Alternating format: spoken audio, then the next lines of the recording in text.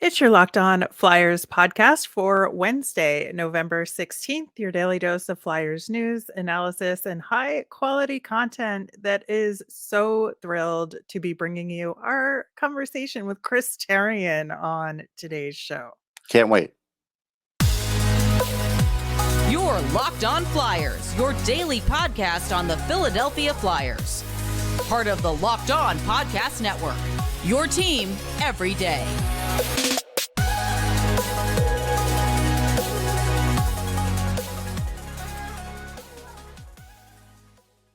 Hello, I am Rachel Donner. You can find me on Twitter at rmiriam. I'm here as always with Russ Cohen, who's on Twitter at Sportsology.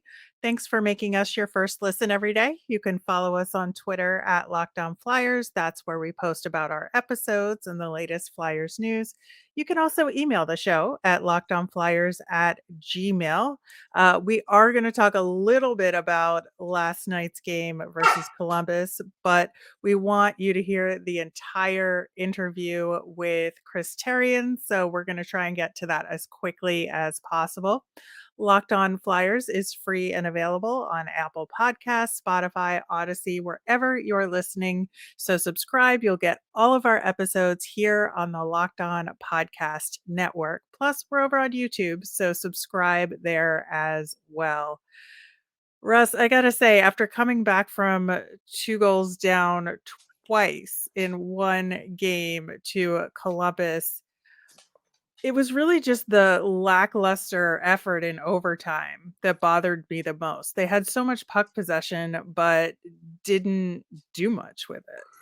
Yeah, I don't know. I was bothered by a little more. I was bothered by the lack of speed most of the night.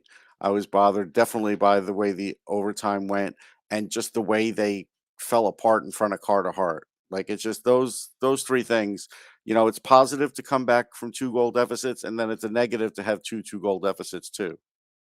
Yeah, I think on the good side, really happy for Noah Cates. He had a Yes. really good game, and Travis Konechny continues to play really well, Yep. which is a good thing for him to keep that streak going. I mean, this is a broken down Columbus team. They lost more players tonight, and the Flyers couldn't beat them. In the end, that's a failure.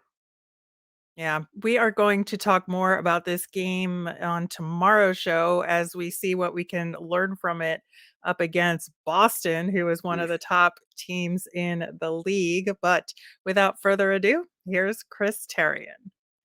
All right, we are absolutely honored to welcome former Flyers player and legend Chris Therien to the show to talk about his new book, Road to Redemption. Welcome, Chris. Thanks, guys. I appreciate the plug.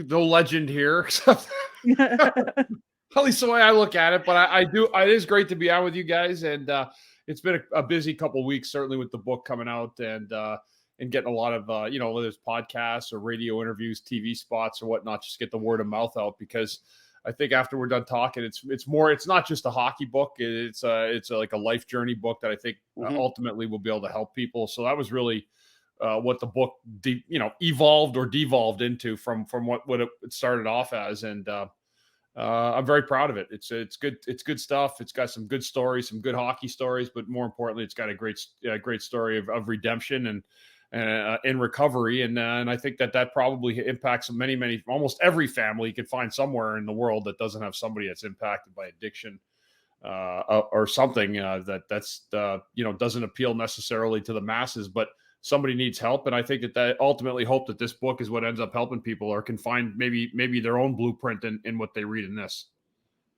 Yeah, Chris, I knew this was going to be an honest book when I was reading about your draft. I'm a draft guy. I cover the draft for Sirius. So, and I saw at the 90 draft, you're sitting there in the stands and you're not wearing deodorant. And I'm like, oh, this is a good start to this guy's career. He's not wearing deodorant. And, that 90 draft was a really good draft. I went back and looked at it. There's Nedved and Robert Lang, Mike Dunham, Craig Conroy, a lot of GMs in there, a lot of future GMs, but also great players. Sergei Zubov, a Hall of Famer. It was a good draft. You just mentioned guys that were later picks. I mean, if you went through the first round of that draft, I mean, it's considered to be maybe, I think 03 was the other draft, but this Yeah. one's considered to be like 1990 was like one of maybe the best draft ever. Yeah. That's how I ended up. I was a 47th pick that year, which was a 3rd round pick back then because there's less teams. But now I tell people I'd be a middle of the 2nd round pick. Yeah, and that's what I was doing. I was mentioning a lot of the guys that went like around when you went, and they were really good NHLers. But the way you wrote it, I was impressed because I think you came out of Providence, right? So you went out of college, but tell everybody about the weird rule, because I wasn't even aware of it. Like if you didn't get drafted in the first 2 rounds.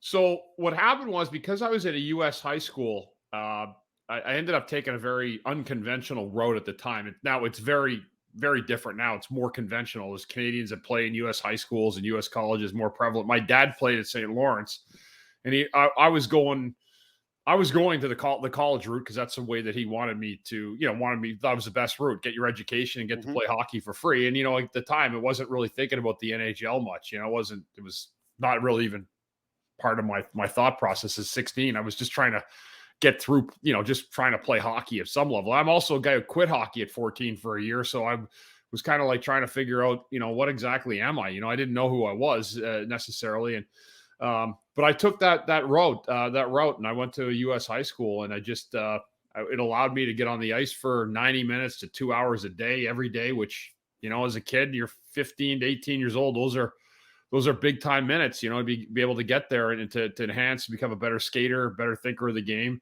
And that's what happened. But it was a different route for me. It was completely off the cuff. And by my last year at Northwood, I was probably, I say it's legitimately probably the most recruited high school player in the country coming out of Northwood that year in Lake Placid. So I'd come a long way in 3 years, but I'm a huge believer in the U.S. route now. I think college kids, that road ended up proving to be incredible. And what's funny, a guy that I played with later in hockey, Ron Hextall and Shell Samuelson was my partner.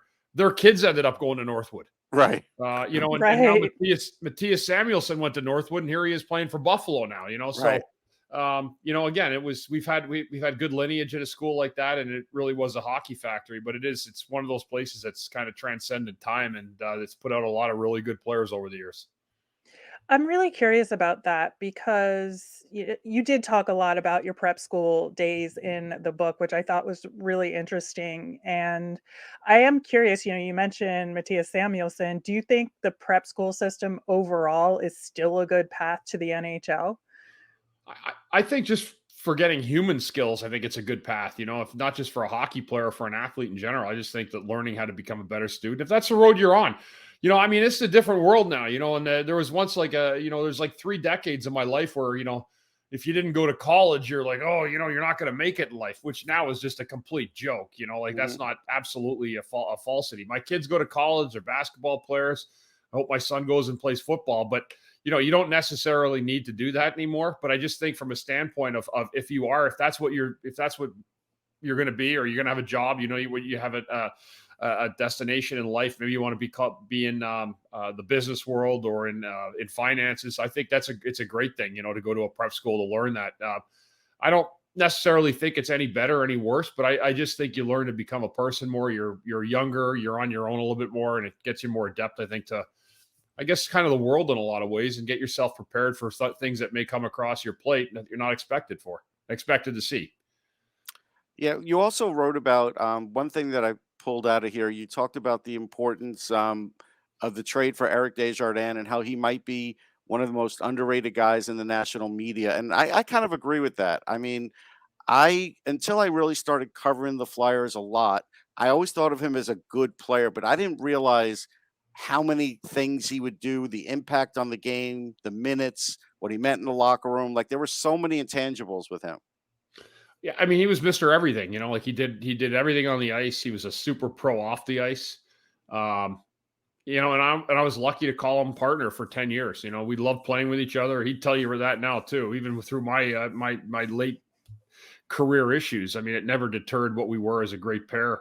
And one of the best, one of the best ones in the league we were for 10 years, certainly. And certainly in the history of the Flyers. I mean, there's no doubt we were, anytime you get a pair that's together for 10 or 12 years, and playing number one lines for that long. It's a testament, obviously to me being able to play with a guy like Desjardins, but really to Eric as well for the professionalism he was. We used to joke about it when I played, and it's true.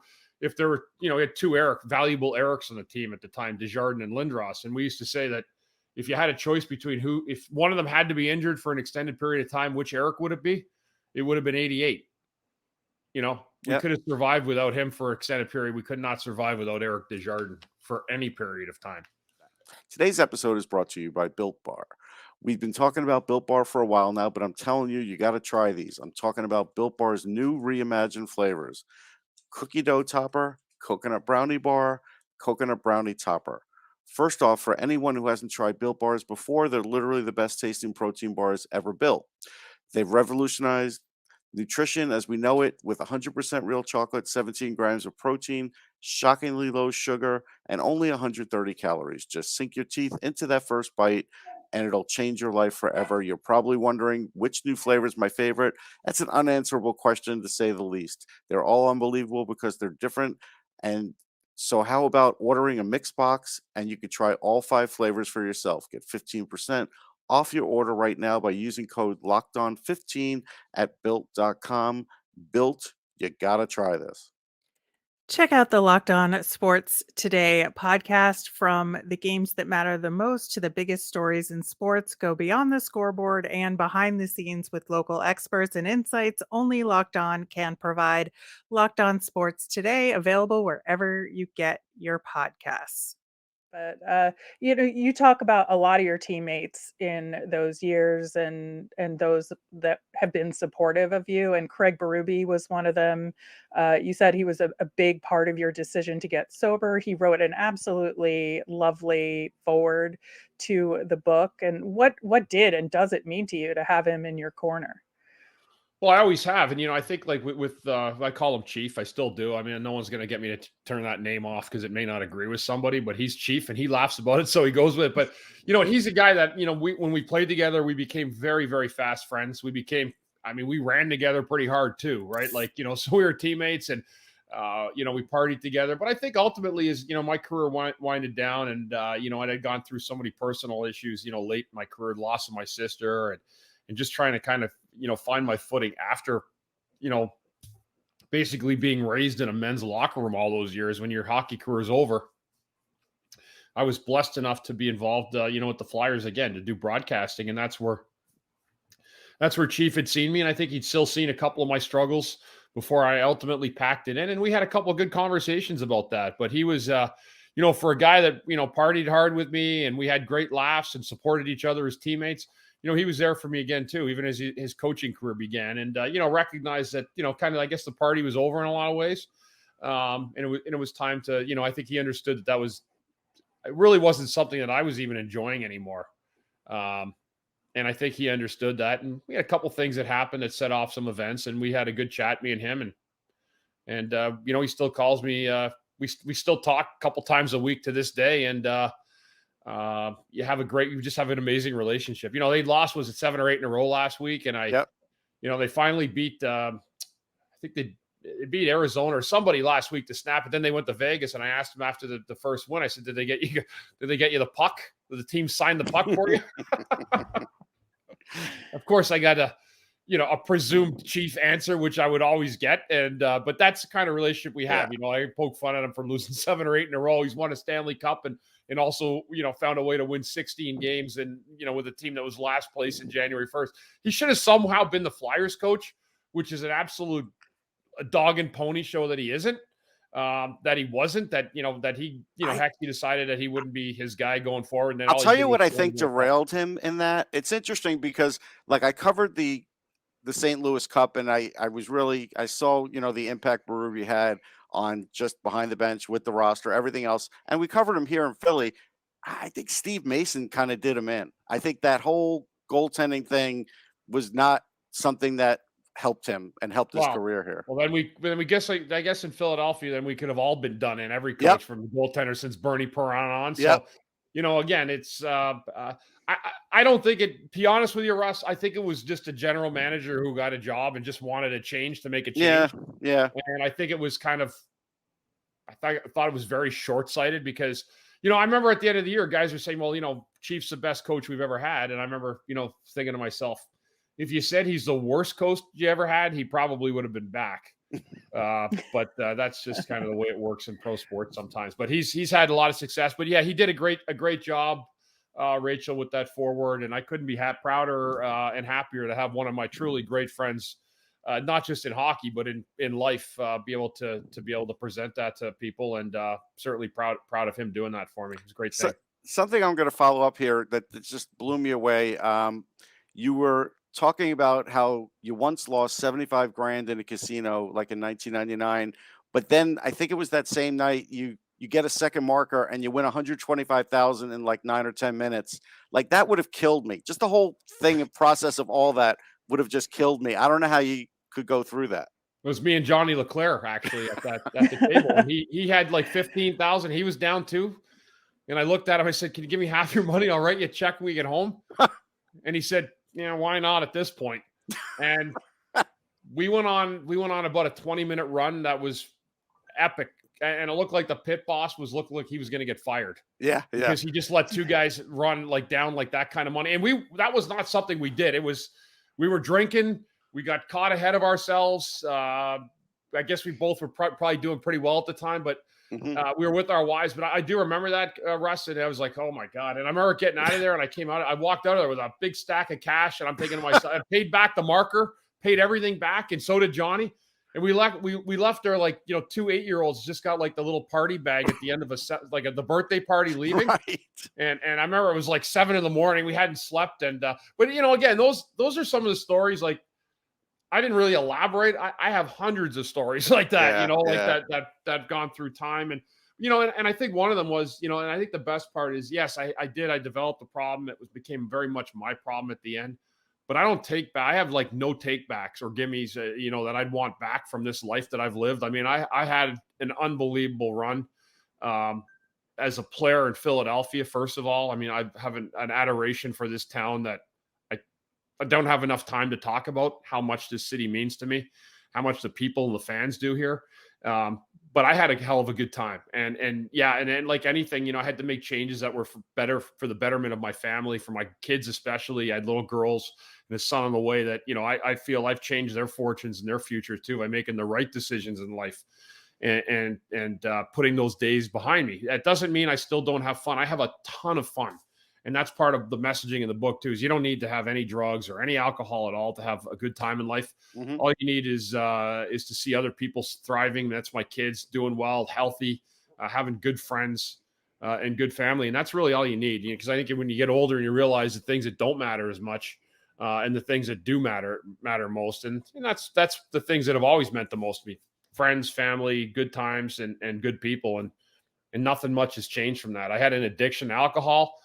And I was able to put that to bed and still continue to do that one day at a time. And that's my story. The rest of it is, the hockey stories in there are great. I loved every minute of it. I had a blast. I had an absolute incredible time competing for this team, working hard, trying to get us to help be part of the solution every spring. We didn't win a Stanley Cup in my time here, but like I always say, there's only one team wins at the end of the day, and it's a really hard thing to do.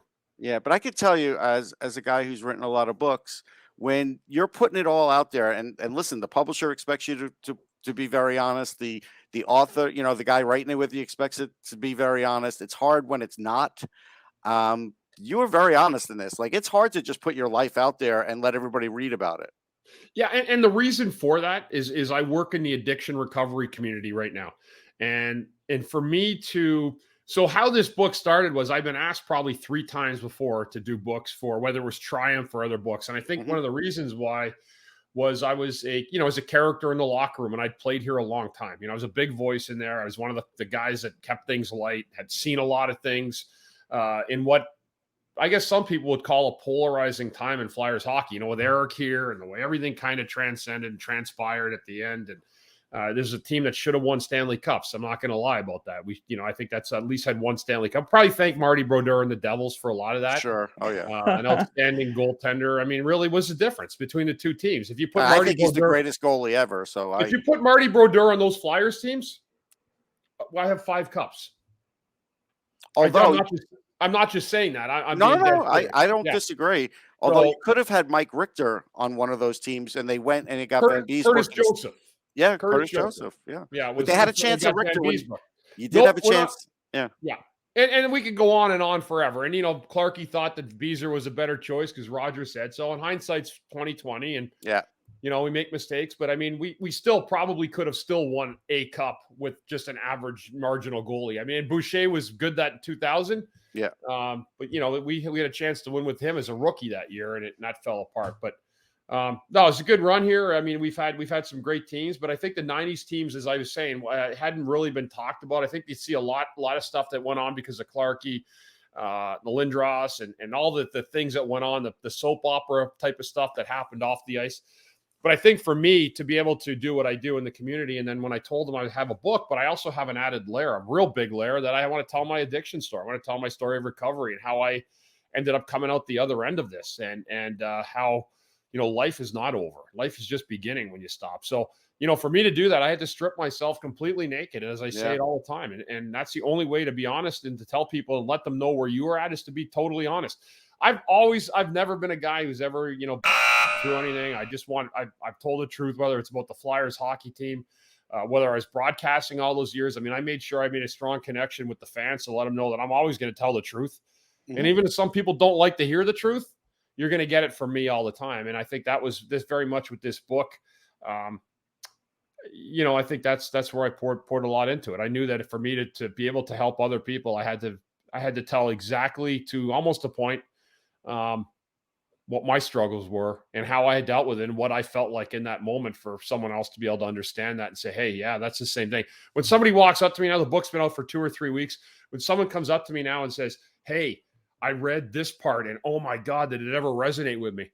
That lets me know that it's a winner, because that's telling someone else, like I'm pointing out something else. And I think the biggest thing, the good thing with the book is I think it's going to help somebody who's stuck in the red zone and just cannot get across the goal line. And I think if they read this, I think finding their own blueprint or what they're looking for, I think they're going to be able to find something in here that's going to help them get across the goal line. Yeah. It'll be a personal choice for you. It's not for everybody. Everyone's recovery is different. Everybody's second chance is different. But for me, I think if you look at and listen closely and pay attention to what I did, I was, as I say this, I was probably one of the biggest drinkers in the world. I don't say that, like, I mean, on the entire planet. So if I was able to do this, I believe anybody can do this. And I don't let anybody get away with a free pass telling me they can't, because I did this and I continue to do it one day at a time. I'm just curious what you think about the current NHL substance abuse program and the support around it. Do you think the league does enough to support people who might be in your situation? No, I don't, to be honest with you. I mean, and if a guy like Gary Bettman is listening to this, get on the phone and give me a call, because I have about 50 suggestions I'd love to make. But until someone like Gary Bettman or Bill Daly or somebody in the league decides that they're going to pick up a call, actually initiate a phone call with a former player about their addiction and what I think, or what I've also seen. I've did 15 years as a broadcaster too. I've only been removed for just about 2 years, and still go to Flyers games, still pay attention on Snow the Goalie podcast, which we run every week. So, it's enough time. And if it's not alcohol, trust me, guys will do something else. They're just young guys. You give them enough money and you give them, and it's all about challenge, right? Like playing in the NHL is about a competitive level, getting there, staying there. And I've just been around long enough, and I've seen too many things in my lifetime now, especially in the line of work I'm in, to know that young people are unfortunately going to try to find another vice, especially that come with the pressures of playing in a pro sport. That's life, and again, I could sit here and tell you all day how many lawyers I've seen that have issues with alcohol. There's tons of them. There's pressure in jobs like that, doctors. Yeah. And I'm not saying as misery likes company. I wish they didn't exist at all, any alcohol. I wish we didn't have to deal with any of this stuff. But I just know kids well enough, and I know that if it is one thing they're going to do, they're going to find something to do, because that's what happens. And until Gary Bettman and the league want to have a real hard call and a hard discussion about really making an honest and discoverable mission forward, then unfortunately guys are going to get stuck in a rut. There are tons and tons of National Hockey League alumni that are struggling from either past addiction use, mental health issues, trauma issues, and until these get addressed, they're going to continue to get sent and put into 30-day rehabs And that's great and everything. The league does take care of that. To me, that's not the biggest problem. The biggest problem is aftercare. When they get out of the street, out of the rehab again, where you're safe for 30 days, what are you going to do for these guys so that they're able to go on and live a productive, meaningful life without having to chase their drug or alcohol abuse or dealing with their mental health issues? What can the National Hockey League and society do for these former players when they leave these places and when they're detoxed and when they're ready to fully become a member of society again and start living a normal life? I'm proof that's the other part of it too. You can go out and work. You can get a job. You can be a totally different person. It doesn't necessarily have to do anything to do with the sport you played. But there's a lot of people out there, I think, that are going to be looking and willing to help you if you just ask for it. And I tell people all the time too, Russ and Rachel, like, if you need help, you can call me. You can actually get a hold of me at any time you want, especially on Facebook Messenger and I have a website now too, where you can get me at Bundy Recovery at ChrisTherien.com. So I don't want to hear anybody telling me that they can't get help or they don't want to get help. I'm a resource. There's lots of resources, but when you're asking about the NHL and former players, the NHL needs to do a much, much, much better job lending support. They have the pieces in place. They have great doctors, Brian Shaw, that's done work for the league for years. They have people trying to help in many different ways, but until an action plan is really put out there that they're going to be able to carry a guy through 6, 9, 12 months to try to make sure he stays on his feet, it's a moot point at this point. And to be honest with you, 30 days is great, gives a guy a chance, but unless you could carry him beyond that 30 days, you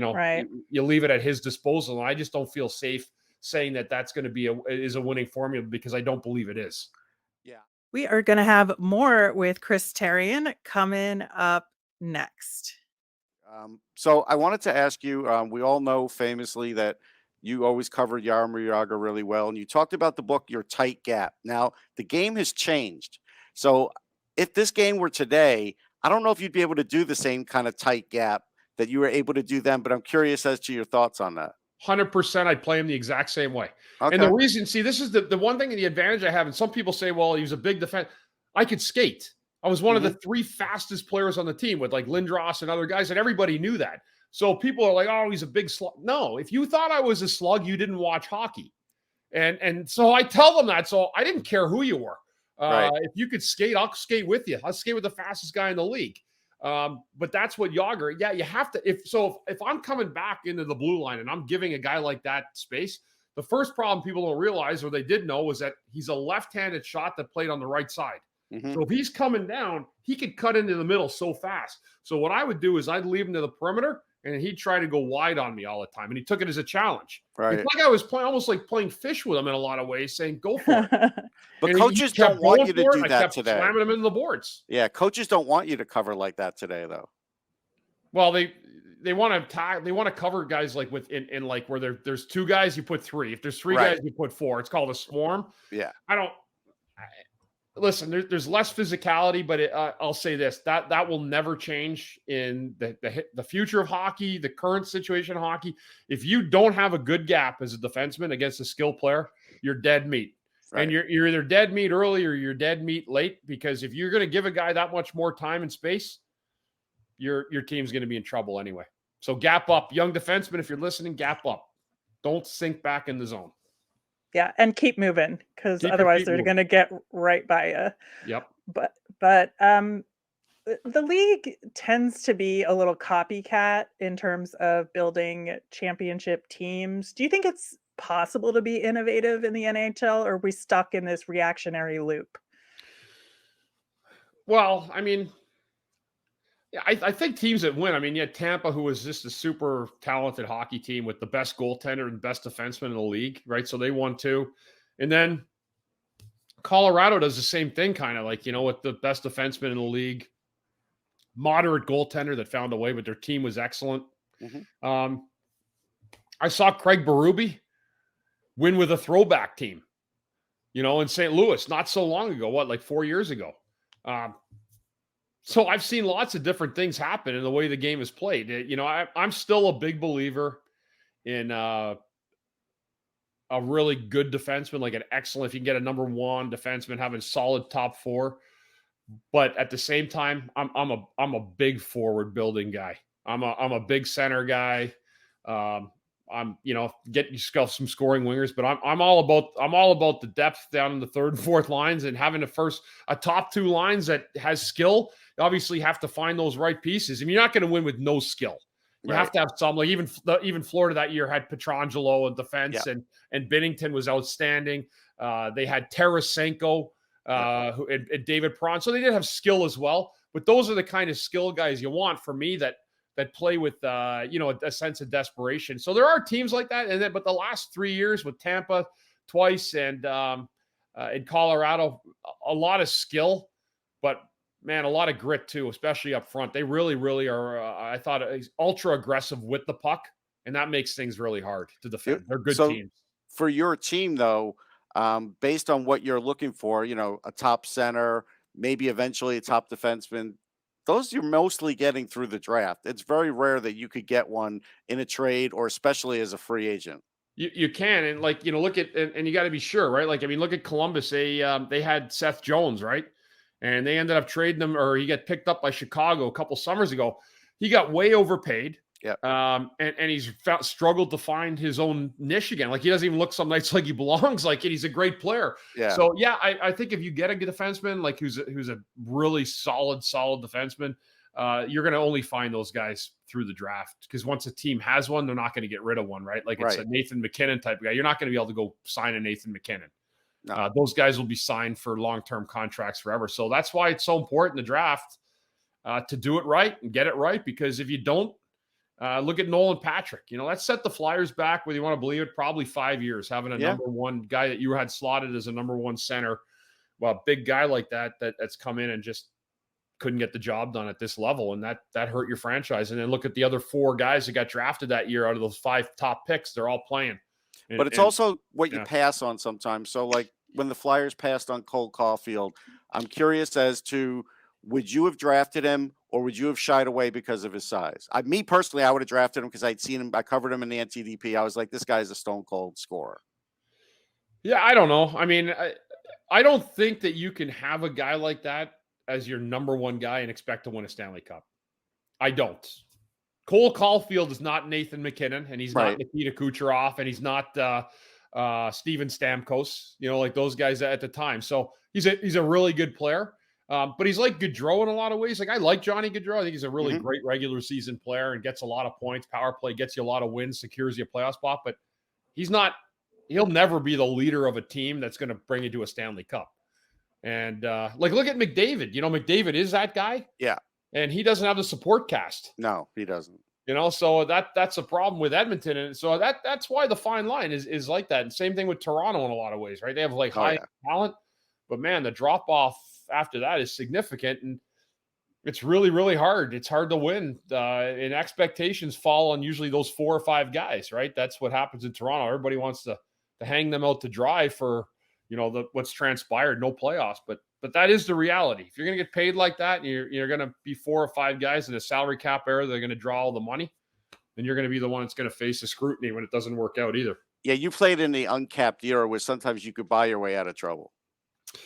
Yeah, and Philly didn't have a problem doing that, right? No. Like, Snyder here, and he wanted to, he loved his fans. He wanted to give his fans a chance to win every year, and sometimes it didn't work out, but everyone's like, oh, I can't believe they made the Adam Oates trade. I mean, you can say what you want about Adam Oates, but Adam Oates was a hell of a hockey player for a long time, and they still took a chance in what was one of his best years to come in here and try to slide maybe, have a great playoff run. It just didn't happen.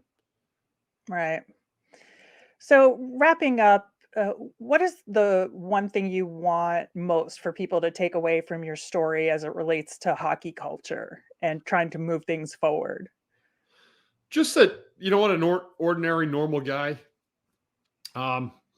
Grew up very, very ordinary, like, made it to the NHL, but also developed, an affinity for alcohol. And I think that's when you look at it. And I think I'm certainly not alone in that, but I want people to know that, if you do have a problem, you can ask for help. You're going to get it. Your life is not over. Your life is just beginning. You're not a loser. You are not going to be despised by people. You're going to have an opportunity to make amends to people, to apologize. And I think when you really find out that when you do stop or you make that life change, that life is just far better off. And that's, I hope in the book, and I hope when people hear my story or listening to these podcasts, that they understand that, yeah, I was in a lot of pain, but I'm not anymore. I'm much better. I feel like a much better person. I'm the dad my kids had expected me to be. I have a great relationship with them, and those are the things that make me happy. So, I mean, it's a good read. I think a lot of people are going to find a lot of themselves in this book. And I think that's really what makes it unique, is that you're going to find, I'm in many ways, even though I played hockey, I always felt I was the everyman in many ways.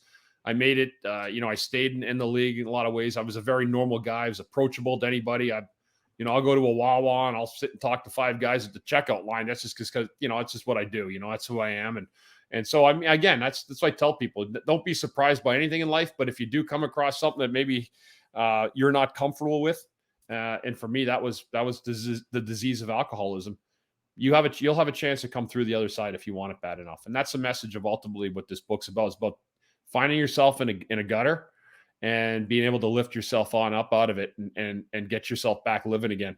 And some of those things you hear in movies sometimes, you either get busy living or you get busy dying.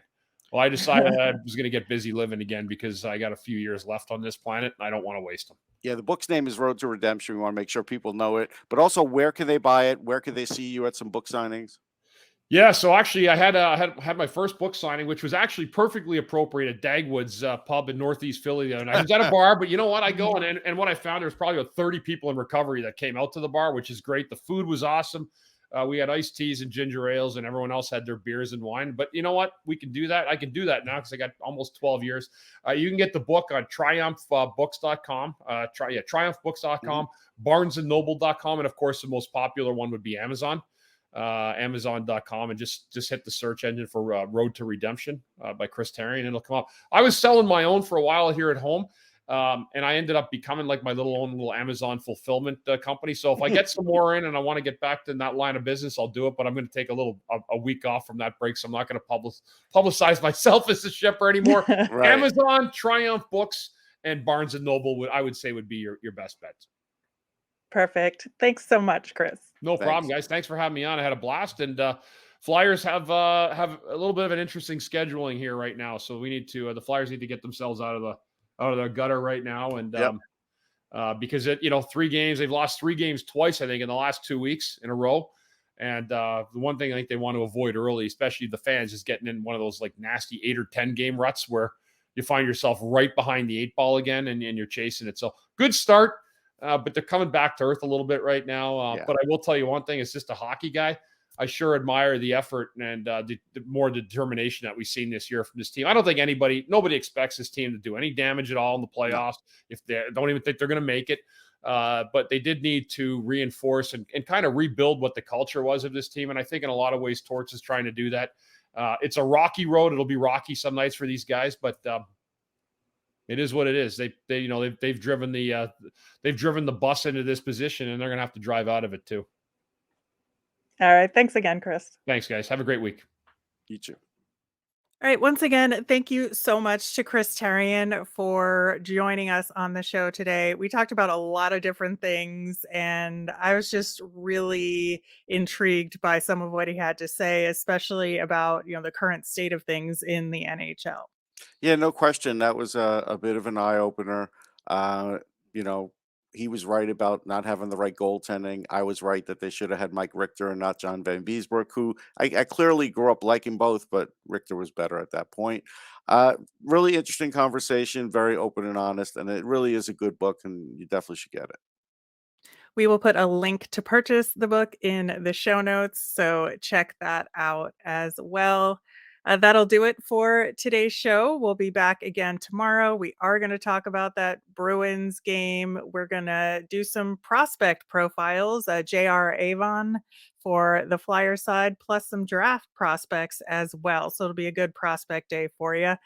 As a reminder, we always want to hear from you. Send in your mailbag questions via Twitter at Locked On Flyers, or you can email us at lockedonflyers@gmail.com. I'm Rachel. I'm on Twitter at rmiriam. That's RMIRIAM. I'm Russ. I'm at Sportsology, SPORTSOLOGY. Thanks for making Locked On Flyers your first listen today. For your next listen, check out the Locked On Sports Today podcast. It's the biggest stories of the day, plus instant reactions, big game recaps, and their take of the day. It's available on Odyssey, YouTube, and wherever you get your podcasts. Have a great day, everyone.